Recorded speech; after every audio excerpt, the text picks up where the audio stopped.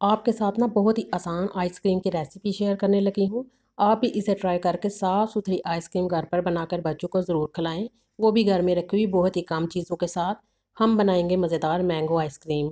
सबसे पहले आपने ग्राइंडर जग में 1 कप दूध ऐड करना है। 2 ब्रेड के स्लाइस इसमें डालें और अच्छी तरह से इनको ग्राइंड कर लें।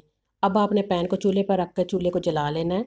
इसमें 1 कप दूध ऐड करें, आधा कप चीनी डालें और ग्राइंड की हुई ब्रेड और दूध का मिक्सचर ऐड करें और इसे पकाएं। जब ये इस तरह से गाढ़ी हो जाएगी तो फिर आपने चूल्हे को बंद कर देना है और इसे ठंडा कर लें।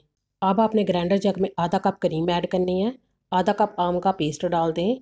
आप 2 आम लेके ना इनको अच्छी तरह से ग्राइंड करके इनका पेस्ट बना लें।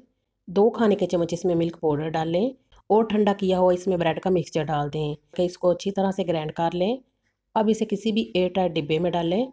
ऊपर से इसे क्लीन शीट के साथ कवर कर दें। कवर करके आपने इसको फ्रीज़र में रख देना है। तकरीबन आप 10 से 12 घंटे के लिए इसको फ्रीज़र में रखें। आपने भी ना इस रेसिपी को ट्राई करने के बाद बच्चों को मज़ेदार साफ़ सुथरी आइसक्रीम बनाकर ज़रूर खिलानी है।